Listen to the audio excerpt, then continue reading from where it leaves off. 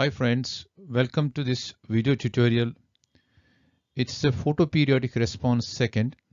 It's in continuation to earlier video. The video will cover the photoperiodic responses, modern approach.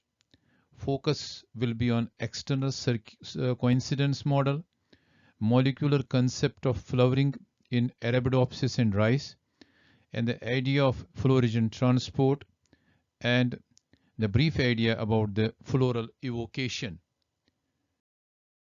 So let us understand first of all what we mean by the coincidence model. Since we have already seen in the earlier video the coincidence model which was given by the Erwin Bunning. So here we have a modified a sophisticated model developed after decades of experiments in Arabidopsis thaliana. As you know, Arabidopsis thaliana is a long day plant and it flowers during summer months. This Arabidopsis thaliana, this coincidence model, it depicts controls of flowering induction that takes place by two signals. There's two signals are required for flowering. First is the internal signal provided by circadian clock. It's molecular in nature and is endogenous in origin. Second is the external signal provided by the sunlight. But both signals needs to coincide, that is, they happen same time. So as the coincidence, it means happens same time. So as model, we have an Arabidopsis plant here which has an internal signal which is provided by the clock, temperature, sunlight, blue light. These will be the internal signals in the plant, and governed by the external signal which is provided by the sunlight about the photoperiod. Once the two will be there, they have to coincide together. That's happened at the same time, so that a flowering response is being induced there, which results in the flowering in this Arabidopsis thaliana. So molecular aspect of photoperiodic flowering in Arabidopsis thaliana will be discussed briefly here. Arabidopsis is a long day plant, as I have already mentioned. Flowering occurs during summer with long day and short night.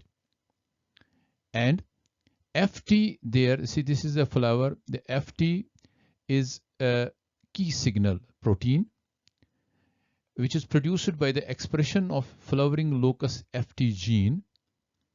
FT molecules triggers flowering when accumulated to threshold level. Induction of FT gene is governed by constraints CO protein, as CO is a positive regulator and CO accumulation triggers FT expression. So first of all, see there is a flowering, there are sets of genes which are controlled by adjacent genes. The sequence is this, and we will discuss it one by one. The first we have seen that the FT is a key protein which triggers flowering.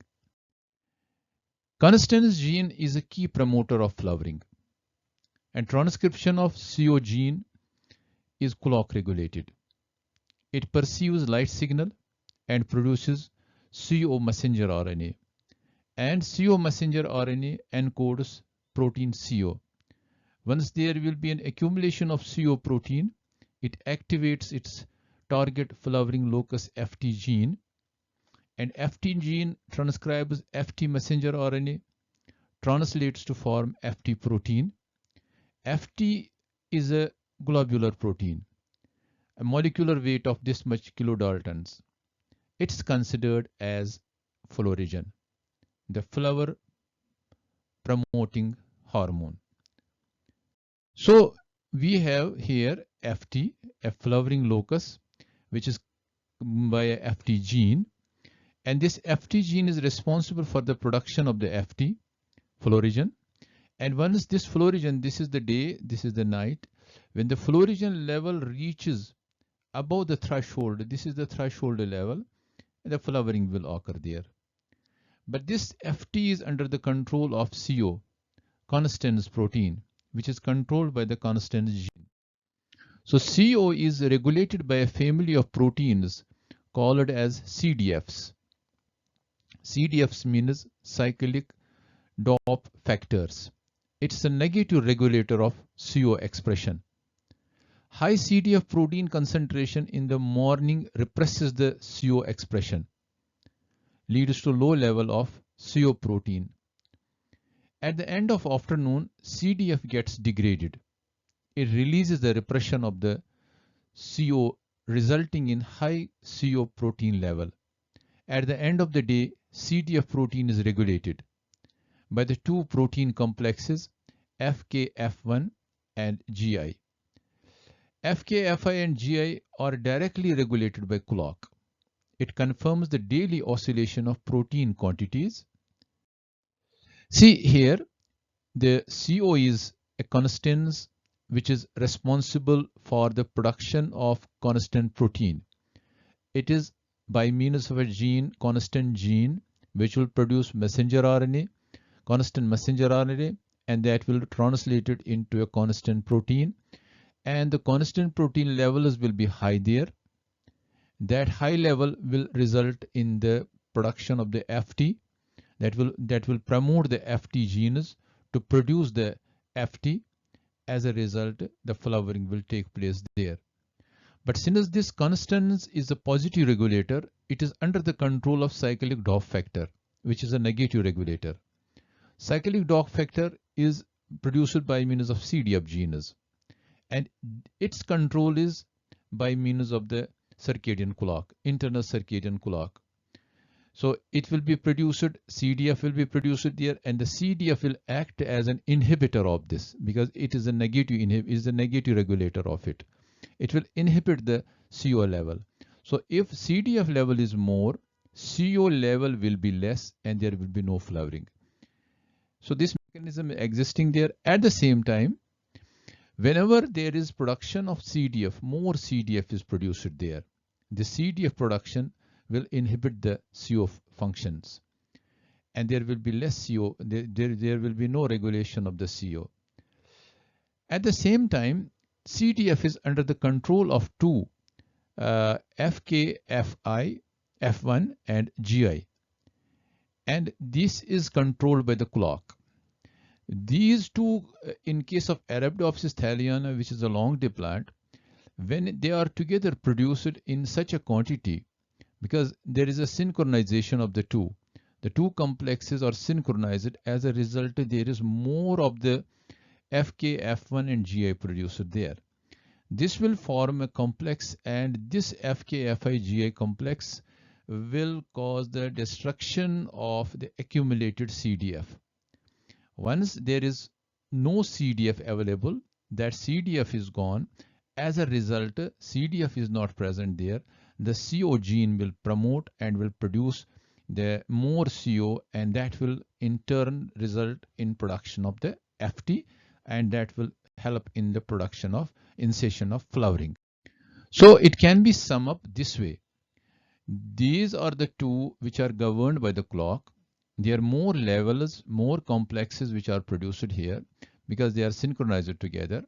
They will be produced more at one point of the time, and then they will block this. As a result, this will not be produced. But what will happen whenever there is a more of this complex produced, that complex results in the destruction of this CDF. As a result, this regulation is, the inhibition is gone. There will be more production of the CO. Level will be high in the constant level will be, constant protein level will be high, and that constant protein will promote FT gene to produce the FT, and this FT will reach to a threshold level, and there will be the flowering. That means in long day plants, FK, F1 and GI are synchronized. At the end of the day, FK, F1 and GI form a complex. And this complex will degrade the CDF protein, as I have shown in the figure, thus facilitating the expression of the CO. That is the end of the day. During long day, the expression of FK, Fi and GI is synchronized. They are together, which results in high quantity of FK, F1 and GI complex. FK, F1 and GI complex is formed when activated by blue light because it's a blue light receptor. And in long day plants, the FT protein level goes up, reaches to a critical threshold level, and the flowering is triggered. That we have seen in long day plants, how when they are synchronized, this level will go down. That will allow the expression of the constans to produce more of the CO, and the more of the CO that will be resulting in the production of more of the FT protein level will go and above the threshold level, and that will trigger the flowering in case of Arabidopsis. In short day plants, the expression is desynchronized due to unbalanced protein ratio. Less FKF1 and GI complex is formed. During short day, insufficient amount of FKFI and GI is produced. Now that will have an impact in under short day conditions. CDF protein undergoes less degradation because during short days. At the end of the short day, CDF quantity decreases due to the clock regulation. At the end of the day, daily decrease could potentially allow sufficient CO protein formation. But CO requires light stabilization, which is not available under short day conditions. In short day, there is no light to stabilize CO protein. What will happen? Thus, in short day plants, less FT proteins are produced. FT is produced below the critical threshold. No flowering response in short day plants. This can be explained with this model. This is as we have seen in case of the long day plants, where I have explained it's under the control and under the light control. That is, there is an coordinated expression of FK, F1 and GI thanks to the circadian clock. That is FK, Fi, GI complex stabilization by light. So light is important here for stabilization. And that results in the degradation of CDF and enhanced level of CO. Now CO level is more, constant protein level is more, that requires light stabilization. Since it is in this range, light is available and that will help in the stabilization of CO. There will be more of the CO in long day plants, and that CO constans will promote the FT genes to produce more of the FT. As a result, there will be above the threshold level, FT is produced. That FT results in the production of the initiation of the flowering. So in case of under short day conditions, what happens once they are desynchronized and there is less of this complex, there is an unbalance between the two. As a result, what will happen technically? The CDF, less degradation will be there of the CDF. As a result, there should be more of the CO level, but CO level is there. At the same time, CO for its stabilization needs light. Since the CO level is here and it is the short day plant, the light will not be available to this because it is in the dark stage now, during the darkness. So there will be no stabilization of CO.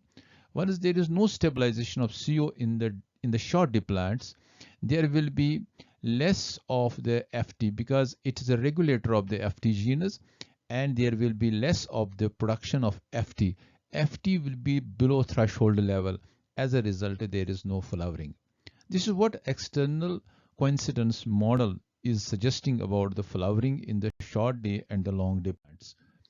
So the whole process occurs in the leaves, because we have seen during our earlier experimentation that it is the leaf which perceives it, and it is in the leaf where the phlogiston is produced.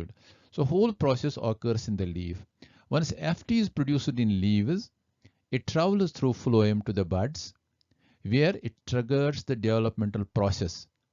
So it will go from this. In case of Arabidopsis, it will is a rosette form. It will go to this, and here it will result in the production of the floral axis, and development will result in the production of the flowers.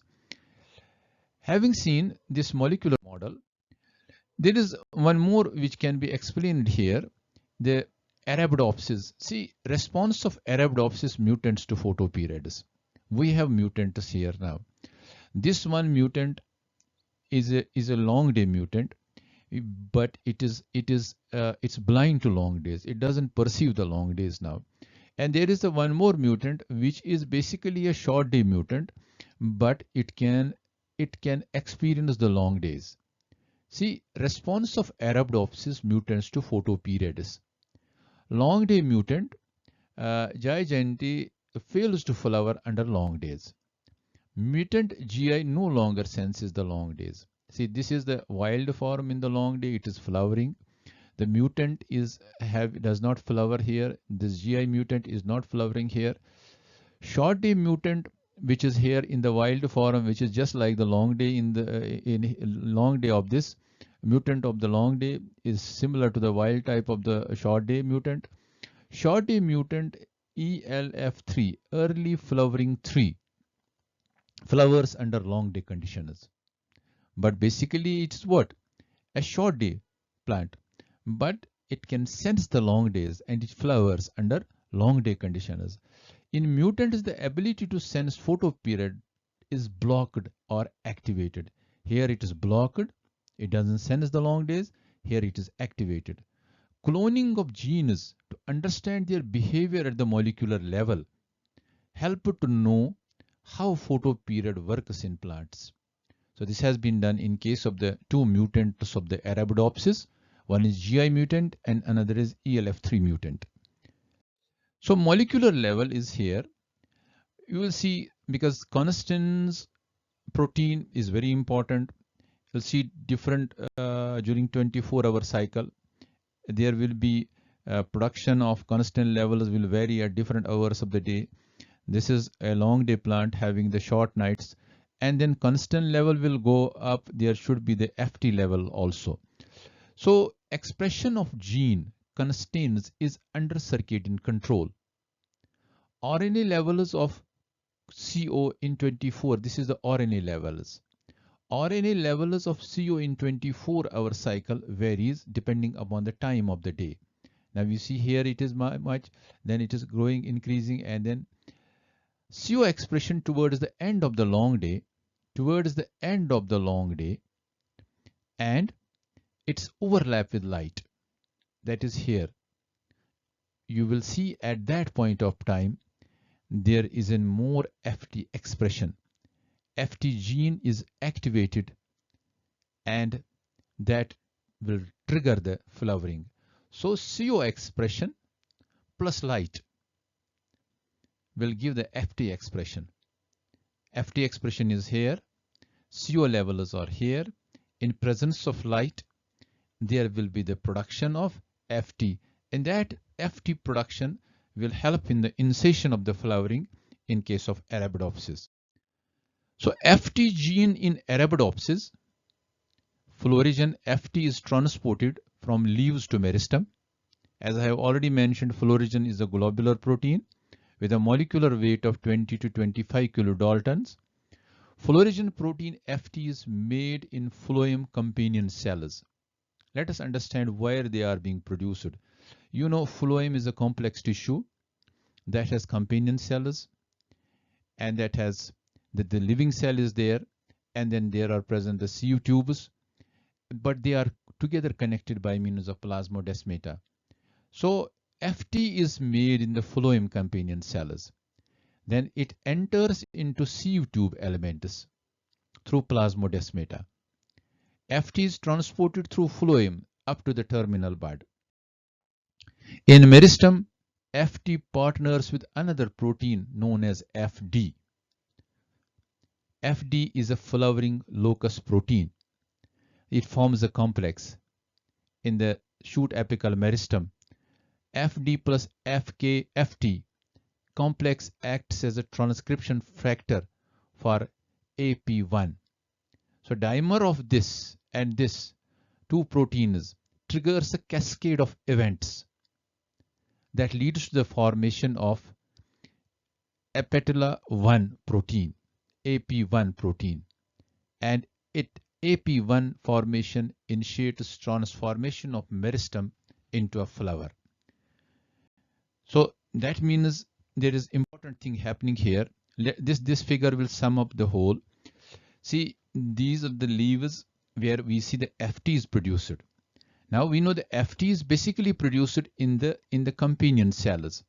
The companion cells which has a DNA, once it receives the photoperiodic stimulus, a leaf companion cell stabilizes CO level, which acts as a transcription factor.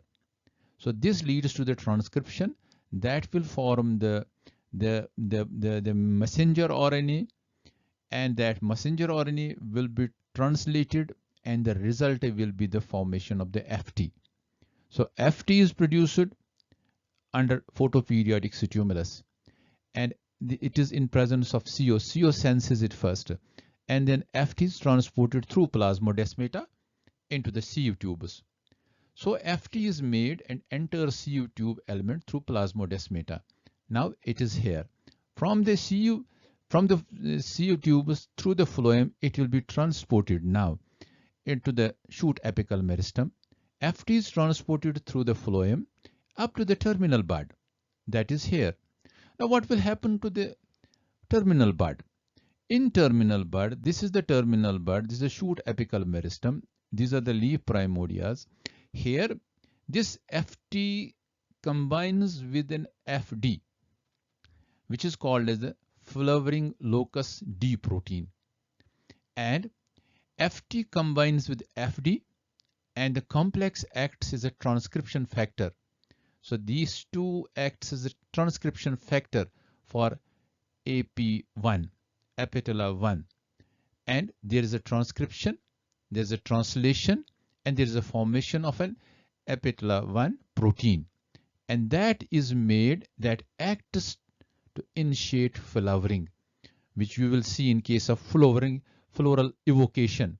It results in the transformation of this vegetative bud into a flower or into an inflorescence. So that means there will be formation of the floral whorls here under this. So this is how FT is produced in the phloem, and then it is translocated through phloem to the terminal bud, and in the terminal bud it forms a complex with FD, and then which acts as a transcription factor, and then results in the production of the API, that is the apetala protein, apetala-1 protein, which helps in the floral evocation. So initiation of, this is in case of the Arabidopsis, we see in initiation of flowering at SAM in case of rice or Rhiza sativa. We have there HD3A, Florigen heading data 3A protein, and which acts as a floral, this initiates a floral transition in rice. It's a mobile floral signal in rice, HD3A. It's active in the leaf blade under short day conditions. So rice is a short day. It's active in the leaf blade under short day conditions. HD3A move from leaf phloem tissue to SAM in rice. HD3A Florigen enters cytoplasm at SAM cells of SAM cells. So HD3A is a Florigen. It enters cytoplasm of shoot apical meristem cells. In shoot apical cells, HD3A Florigen binds with a protein receptor 1433. This FT1433 complex enters the nucleus to interact with FD. So there is an addition in case of the rice. In case of Arabidopsis, we have not seen this protein receptor there. Here is a protein receptor. So FD is a flowering locus protein. It leads to formation of Florigen activation complex, FAC. So FAC acts as a transcription factor for AP1. FAC binds to the promoter regions of floral meristem identity genes, that is apetala-1 and leafy. And FAC, so there is a formation of Florigen activation complex that results in the formation that activates downstream gene expression and thus promotes flowering. This can be explained with a model, with a simple model, which helps in the regulation of photoperiodic flowering by phloriston. So this we have seen in case of companion cells and in sieve tube cells, the phloriston is produced here and then it is transported through phloem, and under inductive day conditions, induction of phloriston expression is the same as we have explained in the earlier slide, but there is a formation of the phloriston which travels through the phloem and reaches to the SAM. In case of the SAM cells, it is entering into the SAM cells through plasmodesmata, and there it interacts in the cytoplasm with the receptor. That receptor is 1433, and then once it enters the receptor, this receptor complex then enters in the nucleus, and in the nucleus it combines with the FD, which results in the formation of an FAC, formation of flowering activation complex, and that will result in the activation of a transcription that will help the activation of floral meristem identity genes. So this is a simplified model explaining how FT is produced here and then how it is translocated through phloem and what happens in the cells at SAM, which results in the formation of an FAC.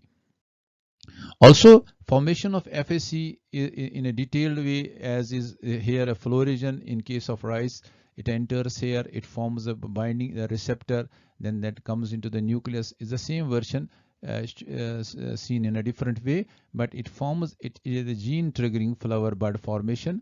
This is the phloriston activation complex. And after this, what will happen now? There should be the formation of a flower. That is called as a floral evocation. I'll just give an elementary idea. In the next video, we will be discussing in detail the floral evocations, different models of floral evocation. Here, what we call as a floral evocation, the events which transform shoot apical meristem to flower are collectively referred as floral evocation.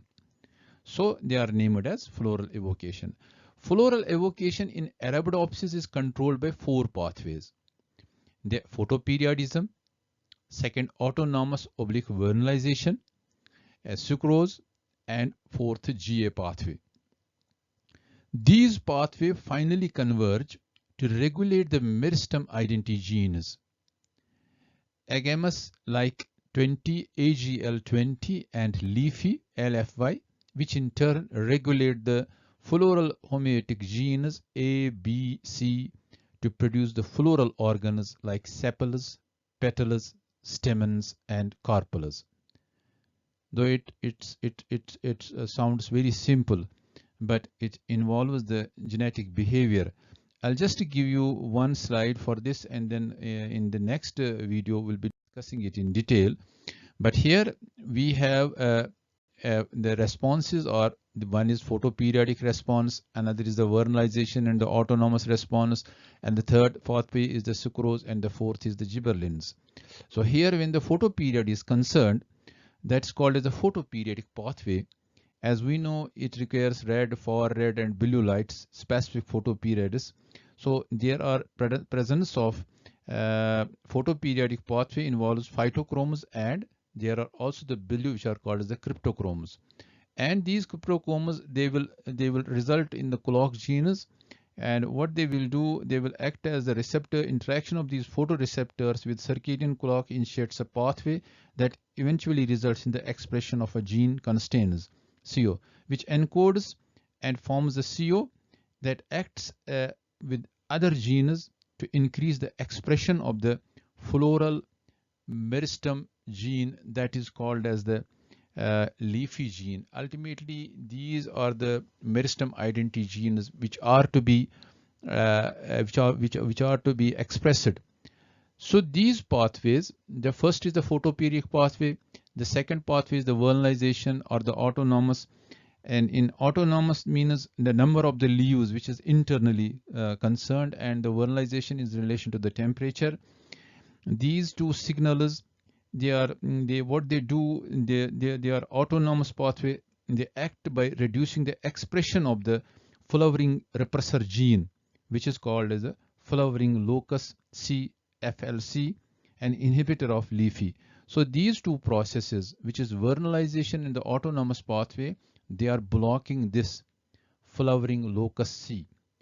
They are blocking it. This is basically the inhibitor of leafy. So they will prevent the formation of flowering expression of this. As a result, there will be no blocking of the leafy. While as the third pathway, which is called as the sucrose pathway, carbohydrates, the sucrose pathway reflects the metabolic state of the plant. Sucrose stimulates flowering Arabidopsis by increasing the leafy gene through this expression of the leafy gene, although the genetic pathway is not known. The gibberellins, which is the fourth pathway, which are taken by the is required for early flowering and for flowering under non-inductive short days. So this is basically the four pathways which ultimately sum up here. On this, through this, they cause the leafy meristem identity genes to express, and which controls the floral homeotic genes. This is one AP1, AP2, AP3, PI, AG, and they are named as because of their significance. They are responsible for the formation of sepals, petals, stamens, and the carpels. And on this, this is basically a summary of it. And on this, there is the ABC model, which is one of the models which explains these are the homeotic genes A, B, and C. The A, which will form the sepals, and A with B will form the petals. B collectively will form the stamens, and C and D will form the stamens, and the C in isolation will form the carpels. This will be discussed in detail in the next video that will focus on the floral evocation. The idea was to give you the purpose of this was to give you an idea that after FT, how the genes are involved in the floral evocation so that a flower is produced there. Then this is how SAM is looking. This is the shoot apical meristem. And once there is the activation of these genes here, it will be found in the form of this. There will be no leaves produced. Instead of, there will be the whorls of the flowers produced, and the inflorescence will be produced here. This is how it has been seen that the florigen can transport into the SAM, and where it will express the genes. So these are the changes in meristem of Arabidopsis when shifted from short day to long day. This is short day, and then because Arabidopsis is a long day, in short day you will feel there is no expressions. Here you'll find the expressions more, and this is the formation of a shoot apical meristem getting converted into a full-fledged inflorescence. So changes in gene expression noticed at the meristem. The coloration is due to fluorescent probe hybridized with genes as they are expressed. So this is basically a fluorescent probe. When they are expressed, you see them here. The rapid expression of AGL2, which is called as the agamus-like 20 gene. Notice in meristem after they start producing florigen. Once there is more florigen produced, and there is more expression of these agamus genes, which are responsible for promoting the genes, homeotic genes, which results in the conversion of the SAM into a flower. This is how a tip is converted ultimately in inflorescence meristem. This is the floral meristem, and they are well controlled by the shoot apical meristem, results in the formation of these floral buds, which are getting the vegetative buds getting developed into floral buds, and ultimately you find the formation of the flowers here in case of Arabidopsis. And one of the experiments, direct evidence for FT protein movement. though there is an upward movement and there is also a downward movement. This is about the downward movement. You see, this is a grafting experiment done here. FT labeled with tag could be visualized. So there is a tag with FT, a graft which is cyan, which is green, top with labeled FT. So you have a graft which is with labeled FT, and it is attached with the lower portion which is FT7 rootstock. FT7 rootstock lacks, it is a mutant, it lacks the FT genes. So the question is here, you have a graft between an FT graft which is induced a cyan and a stalk which is a mutant of it, and because of the fluorescence in it, fluorescent images detect movement of protein FT from shoot down into the roots. So the direct evidence for FT protein movement because there is both movements from shoot to root also, and from shoot to the apical or the terminal buds also, because here the response will be different. The response here is the tuberization, because FT also is involved in the tuberization process. So this is how basically a movement is being detected, upward movement as well as the downward movements of the flow region is being detected. So in this video, we have highlighted the molecular concept of flowering, which falls under photoperiodic response. And in this video, we have discussed in detail how Arabidopsis is responsible for flowering. Arabidopsis is flowering under long day conditions, and except floral evocation, which will be dealt in detail. Hope that this video has helped you. It will help you to understand the concept of flowering in Arabidopsis. Feel free to subscribe to Green Treasure channel. Be happy and stay safe. Till the next video is uploaded. Goodbye and thanks.